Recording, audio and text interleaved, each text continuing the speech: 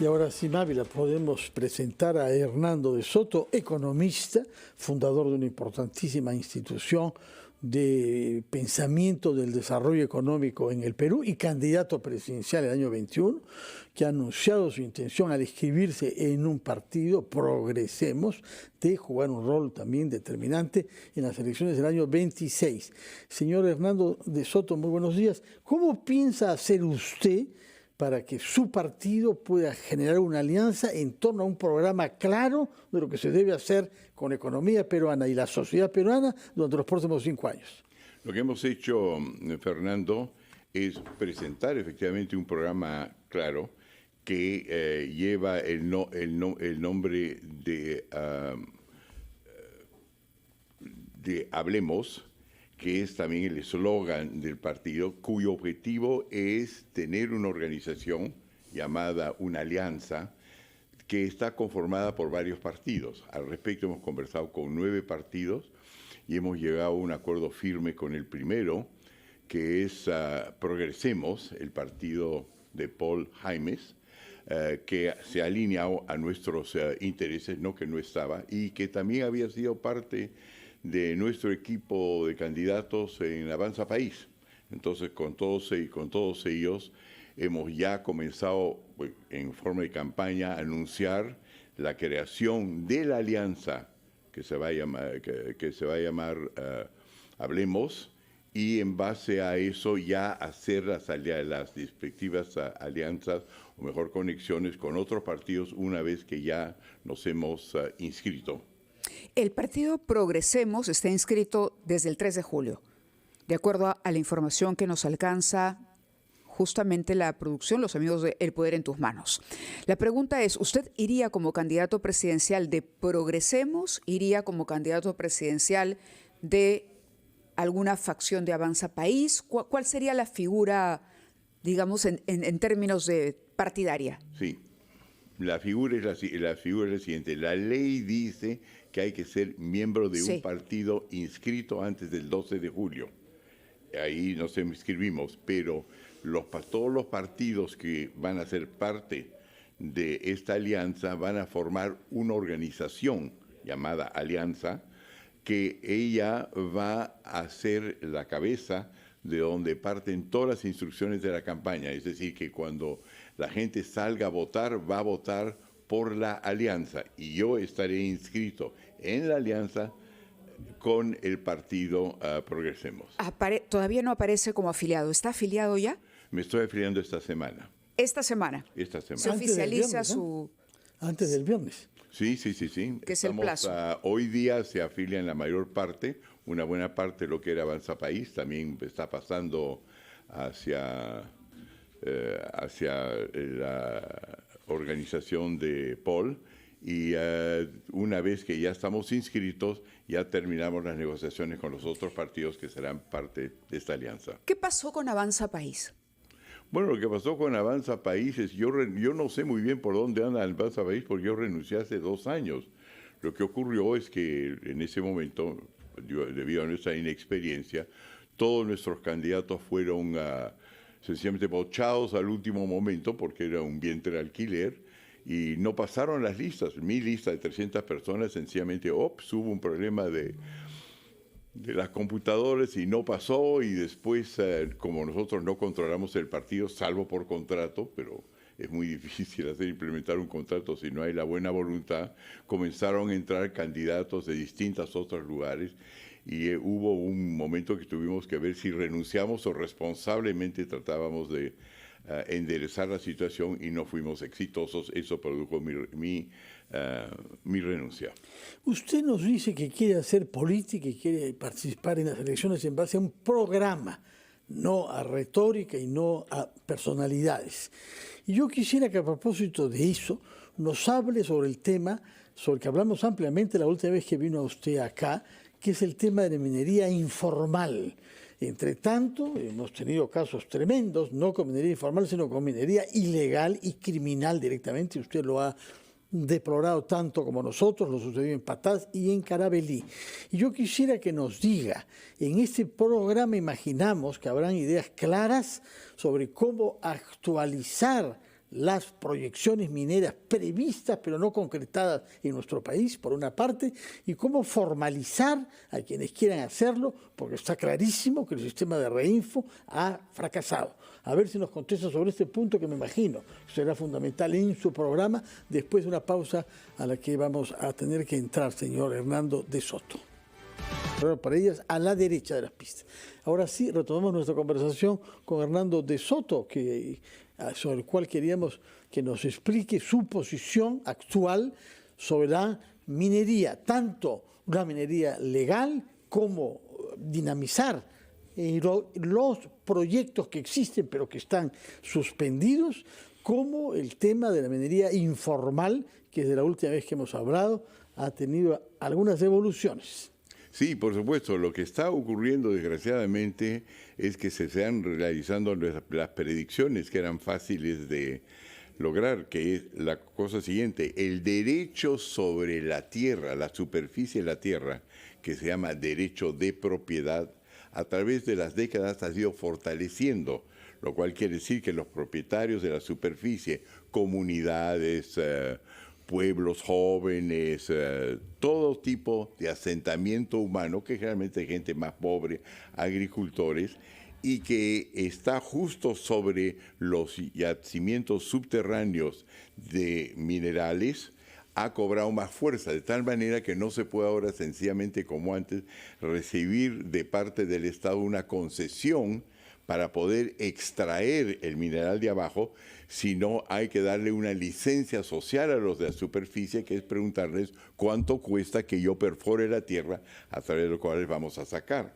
Entonces, hoy día tenemos, por ejemplo, una obviamente gran batalla entre los Estados Unidos y China sobre todos estos yacimientos, y además de eso, de la infraestructura que permite no solamente sacarlos, sino exportarlos, el puerto Chancay y todas esas cosas que permiten conectar una economía peruana que, junto con la chilena, exporta el 48% del cobre del mundo, que es esencial para transmitir la electricidad con la cual se gana una guerra en Ucrania o se industrializa un país como China.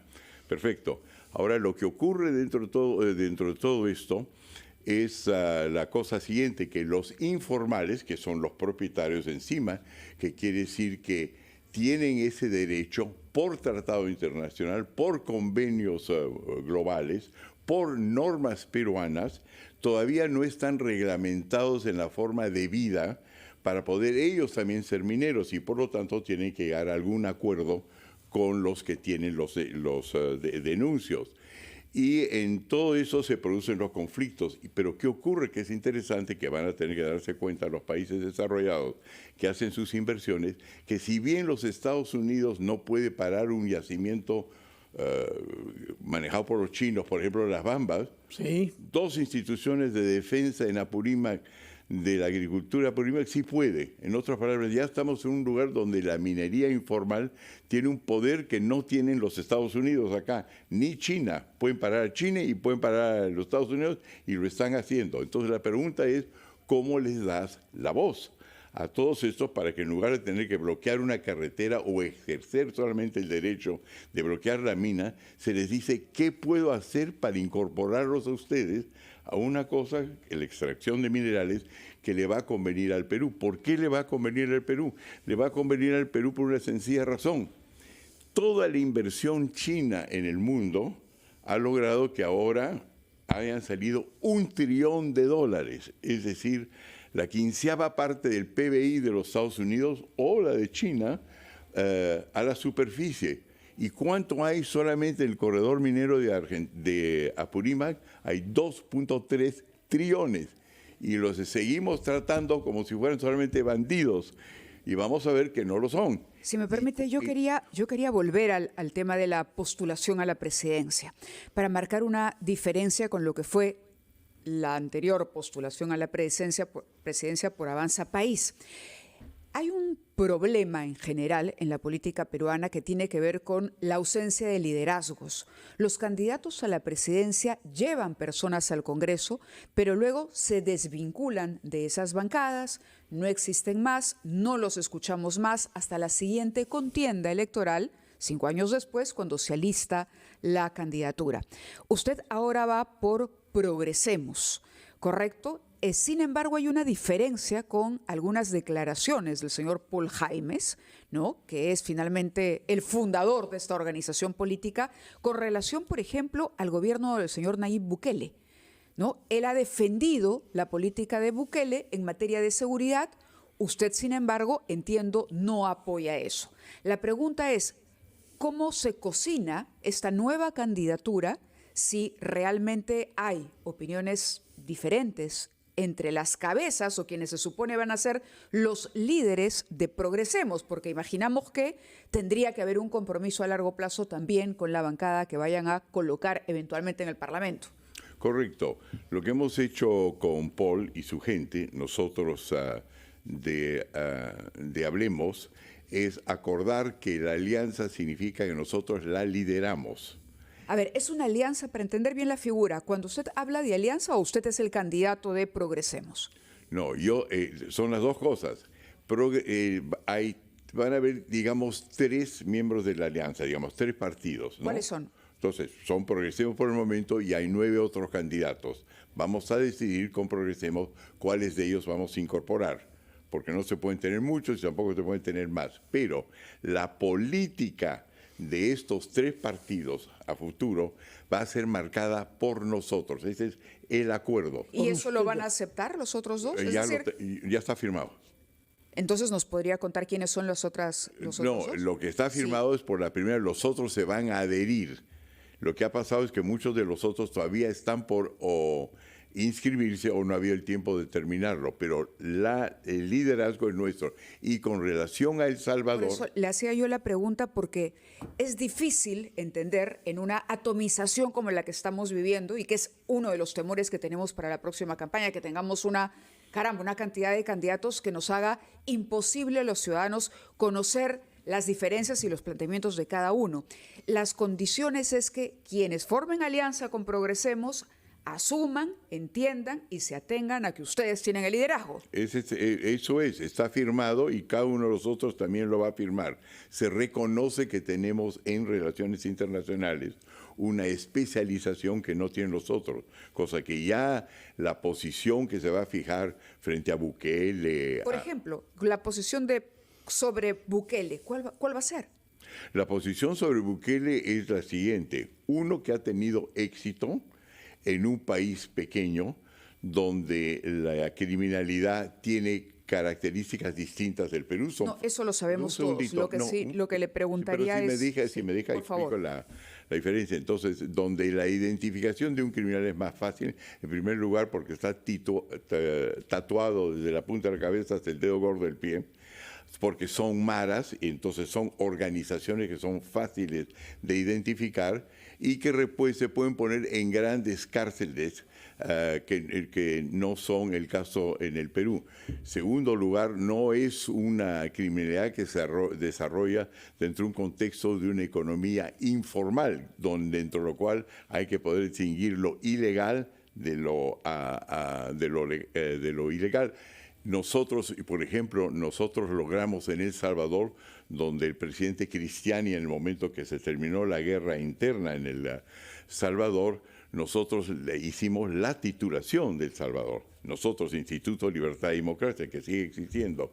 Y la base para hacerla fue identificar qué es lo que caracteriza a un criminal de entonces. Era que portaba fusil y se le dio 15 hectáreas contra cada fusil, y con lo cual se apaciguó el país hasta que los Estados Unidos decidió reexportar los criminales de Los Ángeles a El Salvador. Entonces, lo que estamos nosotros diciendo es que sí, estamos por supuesto totalmente de acuerdo con Paul de que hay que tener mano dura contra la criminalidad, pero lo que nosotros estamos haciendo, enriqueciendo el debate, es decir, que se necesita para ello adecuarla a la situación peruana, donde las leyes funcionan mejor y donde tenemos una situación distinta, donde no necesitamos grandes cárceles, vas a poner cosas, bases en la selva. A la peruana. Un plan Bukele, la idea es que la gente quiere que se luche duro contra la criminalidad. Lo que hay que asegurarse es que no vayamos a estar matando informales, que son 80% de la población peruana, confundiéndolos con los criminales. Vale. Primera cosa que es importante en ese sentido, Mabel, es la cosa siguiente. La característica de un informal es una persona que ya nosotros hemos titulado por el PET, por los programas de comunidades o por COFOPRI. Entonces es muy fácil distinguir uno del otro. ¿Por qué? Porque la característica de un criminal, a diferencia de un informal, es que el criminal no tiene dirección. Cosa que yo tengo un mapa y un catastro claro de dónde viven las poblaciones marginales y veo que nadie habita áreas que las veo claramente a través de un satélite, ahí están mis criminales. Lo hemos hecho en otros países. Muy bien, señor de Soto. Si es que el señor Paul Jaimes del partido Progresemos, al que adherido usted, llegara a viajar, trataremos de invitar para conocer su punto de vista, señor Bukele, pero ya Hernando Soto nos ha explicado las diferencias de base que hay entre la población criminal salvadoreña, que viene de las cárceles de California y que son miembros de mafias ritualizadas y tatuadas, diferente con la criminalidad en el Perú. Muy bien, señor de Soto, buen viento para su proyecto electoral del año 26 y por favor manténganos informados de la constitución de esta estructura en donde Hablemos se unirá con otras dos fuerzas bajo la etiqueta de Progresemos, partido inscrito desde el 3 de julio. Muchas gracias por su presencia. Gracias. Y muy buenos días.